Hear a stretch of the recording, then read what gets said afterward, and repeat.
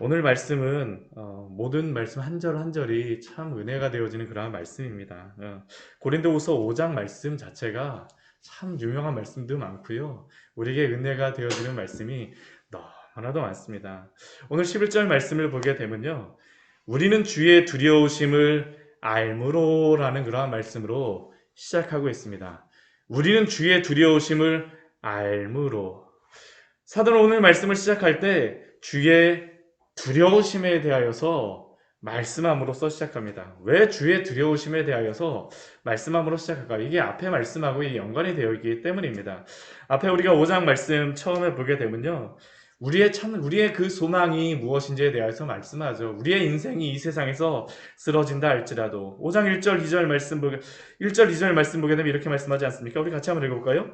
만일 땅에 있는 우리의 장막집이 무너지면 하나님께서 지으신 집 곧 손으로 지은 것이 아니요 하늘에 있는 영원한 집이 우리에게 있는 줄 아느니라. 참으로 우리가 여기 있어 탄식하며 하늘로부터 오는 우리 처소로 더듬기를 간절히 사모하노라. 예. 우리의 장막집이 연약하여지고 부패한다 할지라도 이게 우리 육신을 이야기하지 않습니까? 그것이 무너지는 것 같다 할지라도 하나님께서 지으신 그 집에 대한 영원한 집에 대한 소망이 있기에 그것을 사모하며 간절히 그 하늘에 있는 그 영원한 집을 더듬기를 간절히 사모한다라고 말씀하죠. 그런데 이러한 사모함은 또 무엇을 우리에게 반드시 말씀하고 있냐 하면요. 10절 말씀에 보게 되면 이렇게 하늘의 그 집이 우리에게 주어지지만 그러나 그 하늘의 집 하나님이 베풀어 주신 우리의 영원한 그 나라에 대한 그 소망이 있기 전에 우리는 모두 다 그리스도의 심판대 앞에 서게 될 것이라는 그러한 것입니다. 우리 10절 말씀 보면 그렇게 되어 있지 않습니까? 이는 우리가 다 반드시 그리스도의 심판대 앞에 나타나게 되어 각각 선악간에 그 몸으로 행한 것을 따라 받으려 함이라. 우리는 다 그리스도의 심판대 앞에 설 것입니다. 우리가 무엇을 행하였는지, 우리가 어떻게 살았는지, 물론 우리가 예수 그리스도로 인하여서 구원을 받게 되지만, 그러나 그 심판대 앞에서 그 영화가 지나가듯이 쫙 모든 것이 훑어 지나간다라고 하게 되면 얼마나 부끄럽겠습니까? 제가 그 예전에 미국에서 교통사고 한번 났는데요. 참 신기했던 게 교통사고가 이게 쫙 나면서 다치진 않았었는데 교통사고가 나는 그 한 10초 정도 그러한 시간이 있었는데 그 10초 정도의 시간 동안 제가 한 20년, 한 30년 정도 살아왔던 그 인생이 쫙 다 기억이 나더라고요. 그걸 제가 생각하면서 야, 내가 하나님 앞에 가면 이렇게 되겠구나라는 게 그때 제가 그거를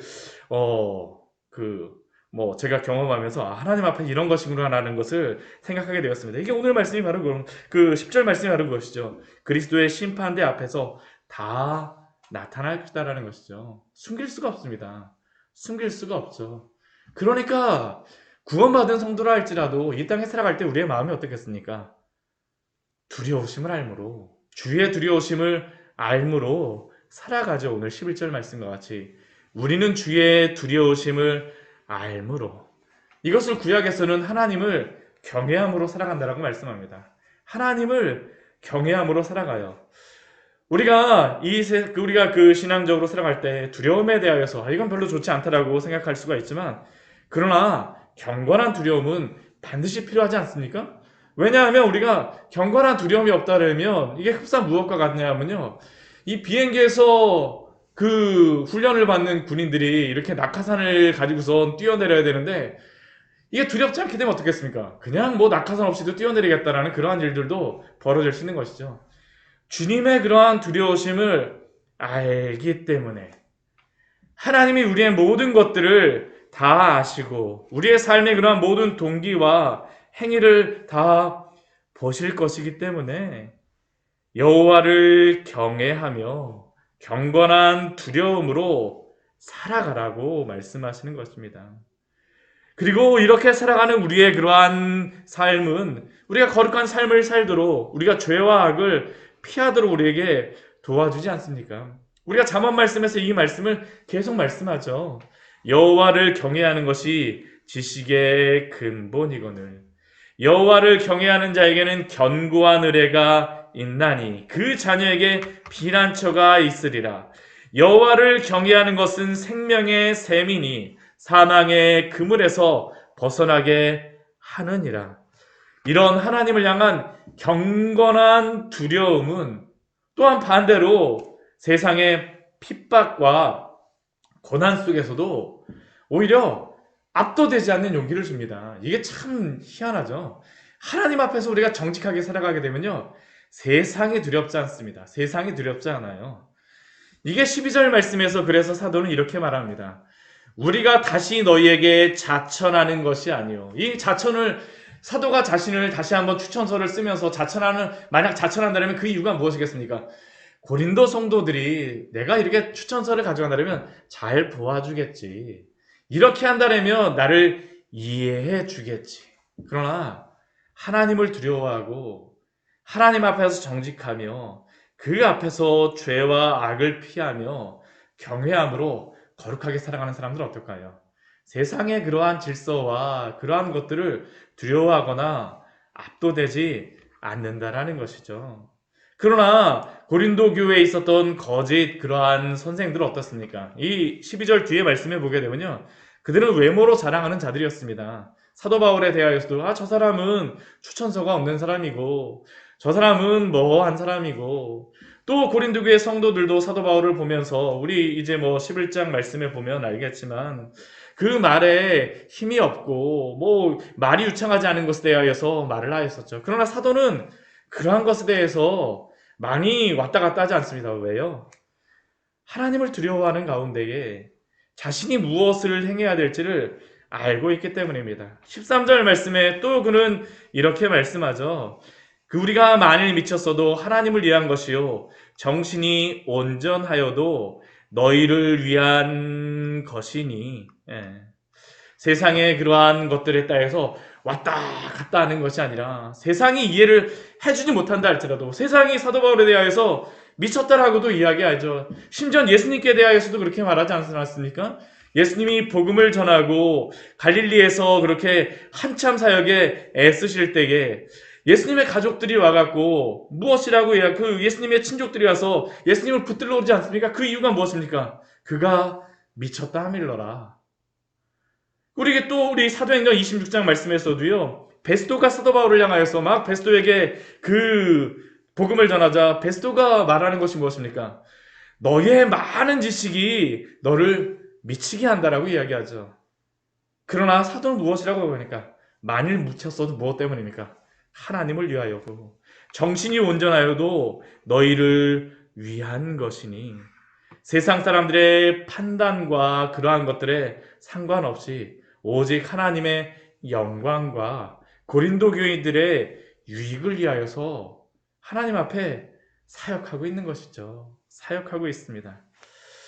그 사역의 중심은 무엇일까요?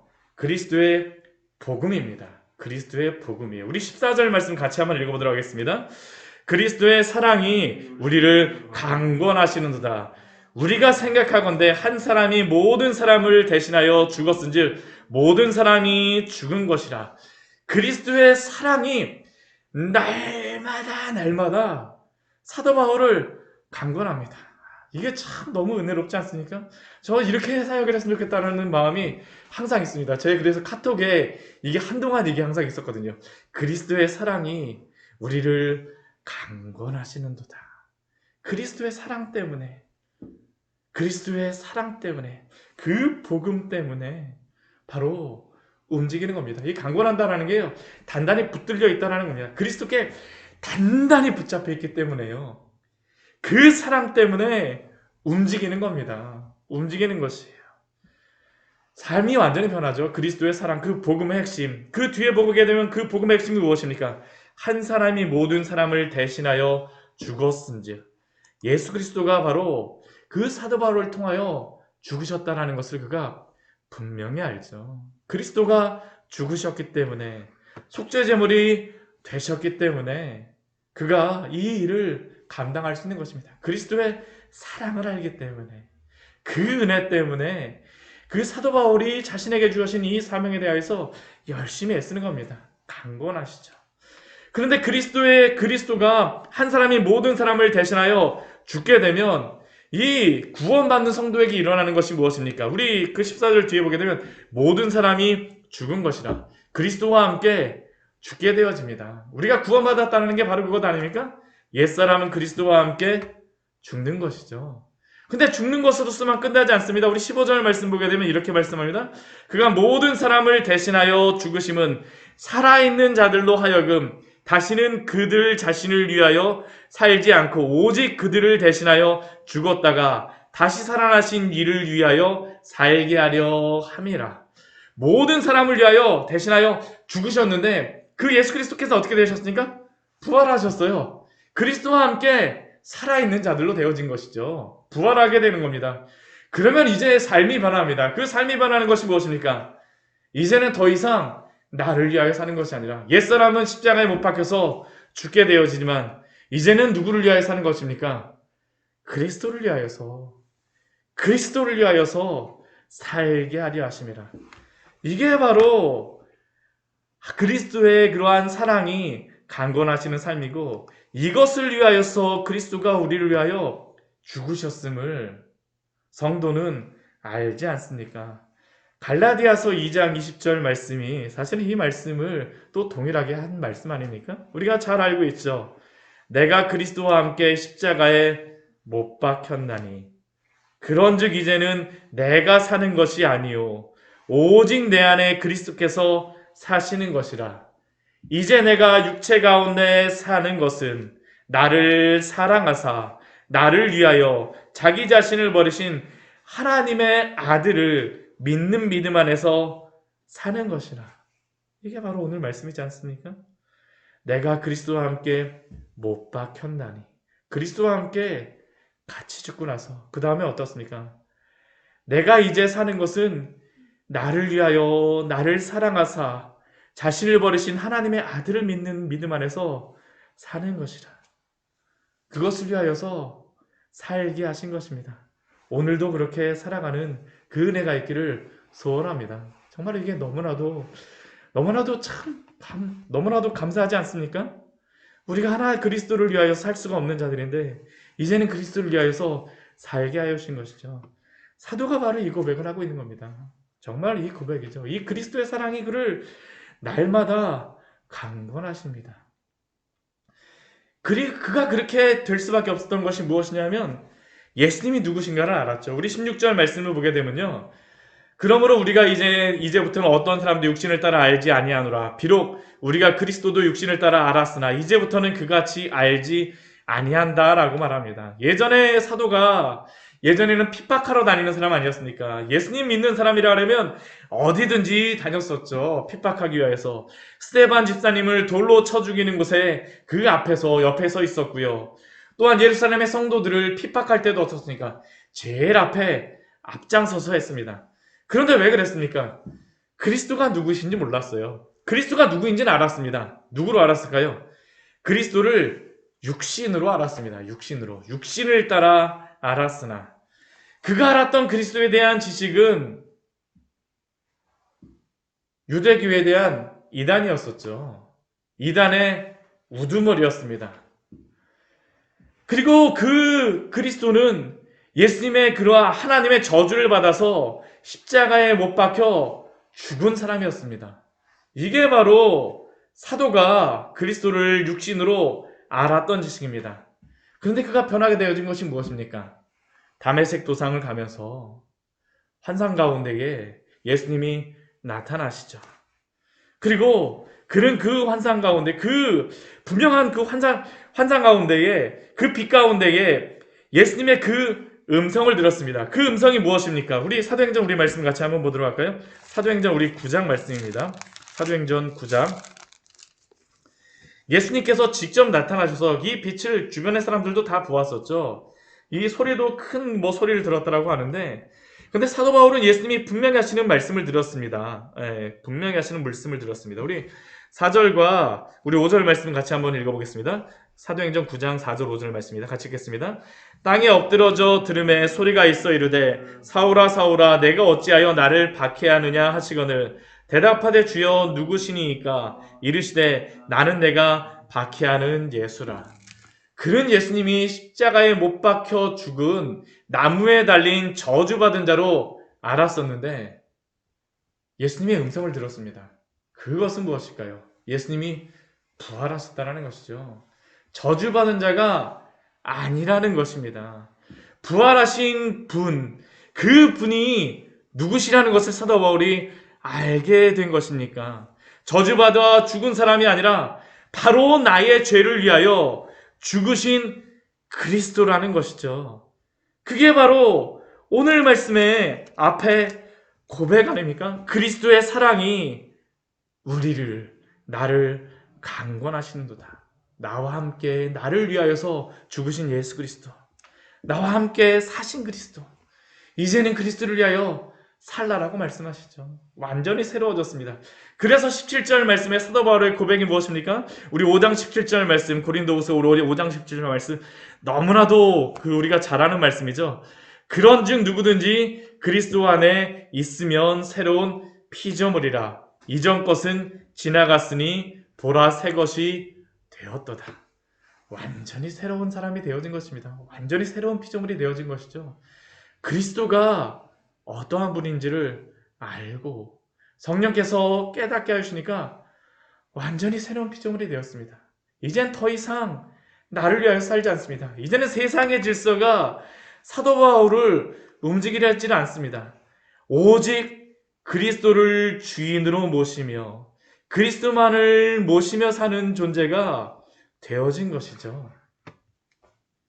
그래서 이제 사도 바울이 깨닫게 되어지는 한 가지의 그러한 직분이 있습니다. 우리 5장 18절 우리 이렇게 말씀하시죠. 모든 것이 하나님께로 났으며 그가 그리스도로 말미암아 우리를 자기와 화목하게 하시고 우리를 하나님과 화목하게 하신 그리스도께서 우리에게 무엇을, 사도 바울에게 무엇을 주셨습니까? 같이 한번 읽어볼까요? 또 우리에게 화목하게 하는 직분을 주셨으니, 화목하게 하는 직분을 주신 것입니다. 이제는 죄에 매여서 사는 것이 아니라 복음의 통로가 되어지는 것이죠. 화목하게 하는 직분. 19절 말씀도 동일하지 않습니까?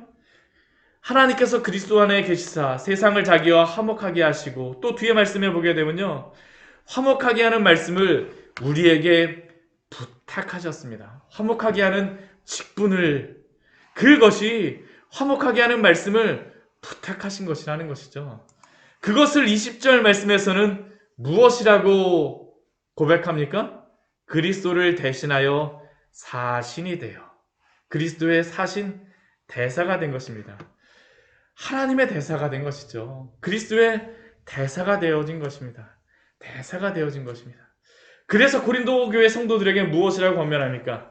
그리스도를 대신하여 간청하노니 너희는 하나님과 화목하라. 화목하라. 이게 또한 사도 바울에게만 주신 그러한 사명이 아니라 우리에게도 주신 그 사명 아닙니까? 우리를 하나님과 화목하게 하신 그 은혜를 가지고 이제는 화목하게 하는 그러한 직분으로서 화목하게 하는 말씀을 가지고 그리스도와 화목하라라고, 하나님과 화목하라라고 우리에게 그 사명을 맡기지 않으셨습니까? 그래서 우리는 그리스도의 사신이며 대사가 된 줄 믿습니다. 정말 이게 우리의 사명이죠. 그리스도의 사신입니다. 그리스도의 사신이에요. 그러나 우리가 여기서 한 가지는 알아야 됩니다. 우리가 그리스도의 사신이며 대사가 되어졌지만 우리가 화목하게 하는 주체는 아닙니다. 그렇죠? 우리는 무엇입니까? 통로입니다. 21절 말씀 우리 같이 한번 읽겠습니다. 하나님이 죄를 알지도 못하신 이를 우리를 대신하여 죄로 삼으신 것은 우리로 하여금 그 안에서 하나님의 의가 되게 하려 하심이라.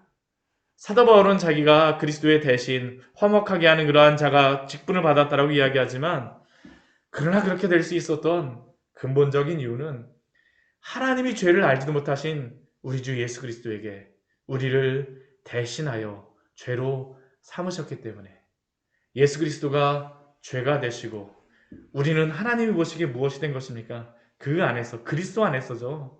하나님의 의가 되어진 것입니다. 하나님의 의가 되어진 것이죠. 우리 19절 말씀에 보게 되면 또 이것을 이렇게 말씀합니다. 19절 말씀에 보게 되면요. 세상을 자기와 화목하게 하시고 그들의 죄를 그들에게 돌리지 아니하시고, 죄를 우리에게 돌리지 아니하신 것이죠. 그래서 돌리다라는 의미는 값을 치르다라는 겁니다. 계산하다라는 겁니다. 계산서가 우리에게 날아오진 않아요. 죄에 대한 계산서가요. 누구에게 간 것입니까? 그리스도에게 간 것입니다. 이게 바로 우리가 하나님과 화목하게 되어지고, 또한 우리가 화목하게 하는 직분을 얻게 되어진 그 근본적인 이유죠. 이것을 아는 사람들 어떻습니까? 그리스도의 사랑이 오늘도 우리를 강권하는 줄 믿습니다. 그렇다면 우리가 이것을 가지고 우리가 살아갈 때 어떻게 살아가야 될까요? 저는 다른 것보다도요, 그리스도의 화목하는 직분을 감당하라고 말씀하셨으니, 사신과 대사가 되라라고 말씀하셨으니, 용서하는 삶을 살아야 되는 것이 바로 우리에게 맡겨진 것입니다. 오늘 하나님께서 우리에게 보여주신 것은요, 이 말씀을 통하여서, 사도 바울을 통하여서 주시는 것은 우리가 하나님과 원수되었고 죄인 되었지만 하나님이 우리에게 오셨습니다. 복음이라는 것은 우리가 가는 게 아니죠. 하나님이 오시는 것입니다. 하나님이 오셨어요. 그래서 원수되고 죄인 된 우리들 어떻게 하셨습니까? 용서하여 주셨습니다. 큰 시작을 하나님이 하신 것입니다. 우리가 용서받을 만해서 용서해 주신 것이 아니라 죄인인 우리를 그분이 용서하여 주셨습니다. 그렇기에 예수 그리스도의 대사가 된다는 것은 우리가 그리스도의 대사로서 우리가 또한 용서하는 자라고 살아가라고 말씀하심인 줄 믿습니다. 그리스도의 복음을 가지고 오늘도 이 사명 감당하며 살아가시는 우리 귀한 성도님들 되시기를 축원합니다. 같이 기도하도록 하겠습니다.